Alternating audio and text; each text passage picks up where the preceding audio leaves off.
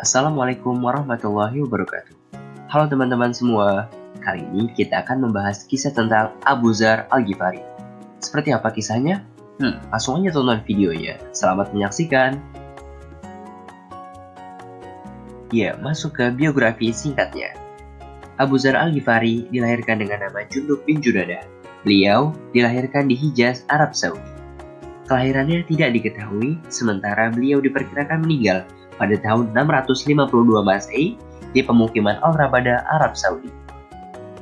Suatu ketika, Abu Dzar Al-Ghifari datang ke kota Mekah sambil terhuyung-huyung. Namun, sinar matanya bersinar bahagia. Memang, sulitnya perjalanan dan teriknya matahari yang menyengat tubuhnya cukup menyakitkan. Namun, tujuan yang hendak dicapainya telah meringankan penderitaan dan meniupkan semangat kegembiraan kepadanya. Ia memasuki kota dengan menyamar seolah-olah hendak melakukan tawaf mengelilingi berhala-berhala di sekitar Ka'bah. Atau seolah-olah musafir yang sesat dalam perjalanan yang memerlukan istirahat dan menambah perbekalan. Padahal seandainya orang-orang Mekah tahu bahwa kedatangannya itu untuk menjumpai Nabi Muhammad SAW dan mendengarkan keterangan beliau, pastilah mereka akan membunuhnya. Ia terus melangkah sambil memasang telinga. Dan setiap didengarnya orang mengatakan tentang Rasulullah, ia pun mendekat dan menyimak dengan hati-hati. Sehingga dari cerita yang tersebar di sana-sini, diperolehnya petunjuk yang dapat mengarahkannya ke kediaman Nabi Muhammad SAW dan mempertemukannya dengan beliau. Pada suatu pagi, lelaki itu, Abu Dzar Al-Ghifari, pergi ke tempat tersebut. Didapatinya Rasulullah SAW sedang duduk seorang diri. Ia mendekat kemudian menyapa, "Selamat pagi, wahai kawan sebangsa."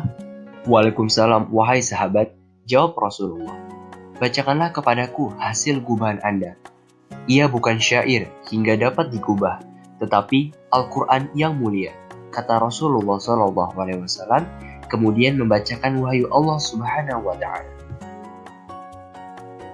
Tak lama berselang, Abu Dzar berseru, "Aku bersaksi bahwa tiada Tuhan selain Allah, dan aku bersaksi bahwa engkau adalah hamba dan utusannya." "Anda dari mana, kawan sebangsa?" tanya Rasulullah. "Dari Ghifar," jawabnya. Bibir Rasulullah menyunggingkan senyum dan wajahnya diliputi rasa kagum dan takjub. Abu Dzar juga tersenyum karena ia mengetahui rasa terpendam di balik kekaguman Rasulullah setelah mendengar bahwa orang yang telah mengaku Islam di hadapannya secara terus terang itu adalah seorang laki-laki dari Ghifar. Rasulullah pun bersabda, "Sesungguhnya Allah memberi petunjuk kepada yang disukainya." Selanjutnya, hal luar biasa yang dilakukan oleh Abu Dzar Al-Ghifari setelah bersyahadat. Di antaranya, yang pertama, beliau bersyahadat secara terbuka di depan penduduk kafir Quraisy. Yang kedua, beliau termasuk As-Sabiqun Al-Awwalun.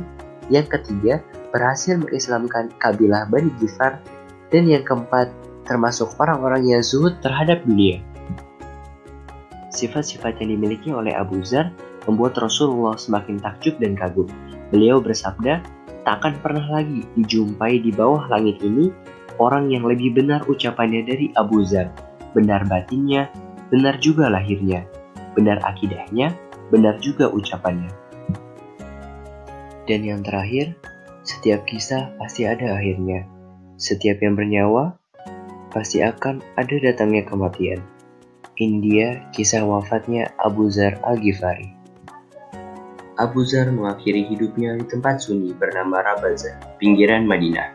Ketika menghadapi sakaratul maut, istrinya menangis di sisinya. Ia bertanya, "Apa yang kau tangiskan? Padahal maut itu pasti datang." Istrinya menjawab, "Karena engkau akan meninggal, padahal kita tidak mempunyai kain kafan untukmu." "Janganlah menangis," kata Abu Dzar. "Pada suatu hari, ketika aku berada di majelis Rasulullah bersama beberapa sahabat, aku mendengar beliau bersabda, 'Pastilah ada salah seorang di antara kalian yang akan meninggal di padang pasir liar dan disaksikan oleh serombongan orang beriman.' Dan ternyata, semua yang ada di majelis itu, hampir semuanya sudah meninggal di depan hadapan umat muslim, kecuali Abu Dzar. Abu Dzar sedang menghadapi sakaratul mautnya di padang pasir. Ruhnya pun kembali ke hadirat ilahi. Dan benarlah ada rombongan kaum muslimin yang lewat yang dipimpin oleh Abdullah bin Mas'ud. Sebelum sampai ke tujuan, Ibnu Mas'ud melihat sosok tubuh terbujur kaku. Sedang di sisinya terdapat seorang wanita tua dan seorang anak kecil. Kedua-duanya menangis. Ketika pandangan Ibnu Mas'ud jatuh ke mayat tersebut, tampaklah Abu Dzar Al-Ghifari. Air matanya mengucur deras. Di hadapan jenazah itu, Ibnu Mas'ud berkata, "Benarlah ucapan Rasulullah, Anda berjalan sendirian, mati sendirian, dan dibangkitkan kembali seorang diri." Terima kasih buat semua yang sudah nonton video ini. Like kalau suka dengan videonya, dislike kalau nggak suka. Terima kasih. Wassalamualaikum warahmatullahi wabarakatuh.